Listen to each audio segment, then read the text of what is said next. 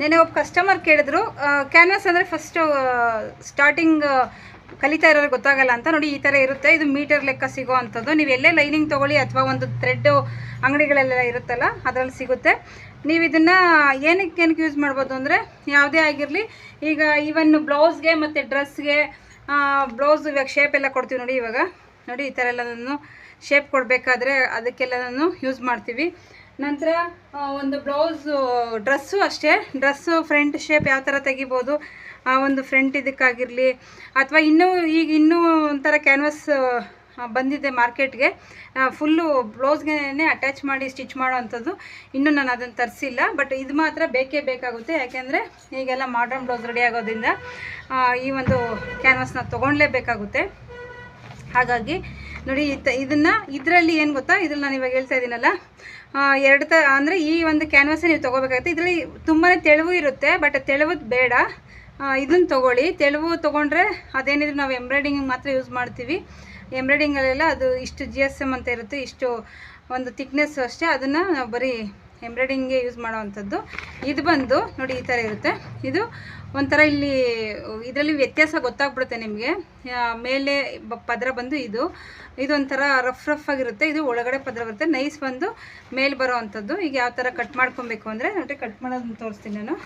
ಈಗ ಇದನ್ನು ಇವನ್ ಒಂದು ಯಾವುದಾದ್ರೂ ಬ್ಲೌಸ್ಗೆ ಏನಾದರೂ ಶೇಪ್ ಹಾಕೋತೀವಿ ಅಂತಂದರೆ ನೋಡಿ,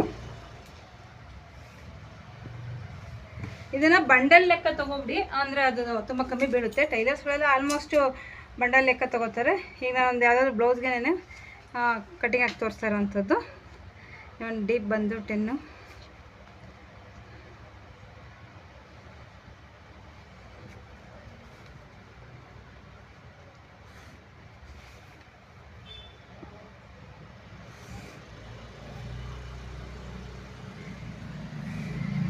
ಅಂದರೆ ಮುಂಚೆ ಸ್ಟಾರ್ಟಿಂಗು ಹೊಲಿಯೋರ್ಗೆ ಸ್ವಲ್ಪ ಇದು ಕ್ಯಾನ್ವಾಸ್ದು ಅಷ್ಟಾಗಿ ಅರ್ಥ ಆಗೋದಿಲ್ಲ, ಇದನ್ನು ಹಾಕ್ಬೇಕಾ ಏನಕ್ಕೆ ಹಾಕ್ತಾರೆ ಅಂತ. ಹೋಗ್ತಾ ಹೋಗ್ತಾ ಗೊತ್ತಾಗ್ಬಿಡುತ್ತೆ ಎಲ್ರಿಗೂ ಅಷ್ಟೇ.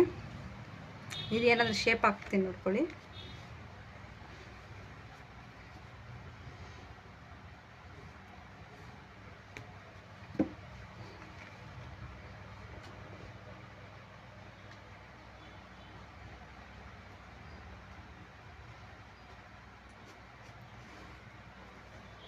ಇದು ನಾರ್ಮಲ್ ನೆಕ್ಗೆ ಕೊಟ್ಟಿರೋದ್ರಿಂದ ಸುಮ್ಮನೆ ಇದಕ್ಕೇನು ಮಾಡ್ತೀವಪ್ಪ ಅಂದರೆ ಡೋರಿ ಕೊಡೋ ಥರನೇ ಕೊಟ್ಟಿದ್ದೀನಿ. ನಾರ್ಮಲ್ ನೆಕ್ಗೆ ಬರುವಂಥದ್ದು ಇದು.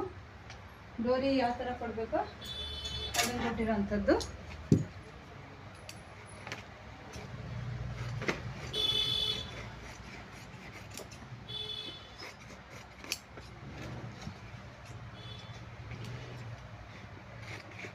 ಇದು ನೀವು ಹಾಕ್ಕೋಬೇಕಾದ್ರೆ ಮೇಲ್ ಪದರ ಬೇಕಾದ್ರೂ ಹಾಕ್ಕೋಬೋದು, ಒಳಗಡೆ ಪದರದಲ್ಲಿ ಬೇಕಾದ್ರೂ ಮಾರ್ಕ್ ಹಾಕ್ಕೋಬೋದು.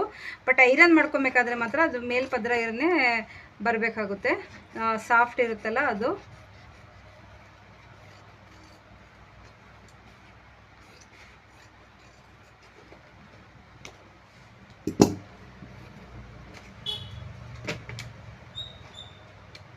ನೋಡಿ, ಇದನ್ನು ನಾವು ಐರನ್ ಮಾಡ್ಕೋಬೇಕು ಅಂದರೆ ಕ್ಲಾತ್ಗೆ ಇದೆಯಲ್ಲ, ಇದು ರಫ್ದು ಅದು ಕ್ಲೀನಾಗಿ ಐರನ್ ಕುತ್ಕೊಳ್ಳೋ ಅಂಥದ್ದು.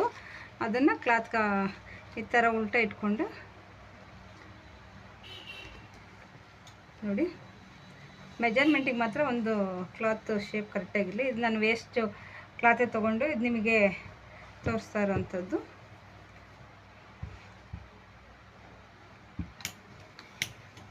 ಇದರಲ್ಲಿ ಇನ್ನೂ ಒಂದಿದೆ. ಈ ಥರ ಹಿಂಗೆ ನಾವು ಈ ಮೇಲೆ ಇಟ್ಕೊಂಡು ಐರನ್ ಮಾಡೋದಕ್ಕಿಂತ ಉಲ್ಟಾ ಕ್ಯಾನ್ವಾಸ್ ಹಾಕ್ಬಿಟ್ಟು ಐರನ್ ಮಾಡಿದ್ರೆ ಇನ್ನೂ ಕರೆಕ್ಟಾಗಿ ಕೂತ್ಕೊಳ್ಳುತ್ತೆ.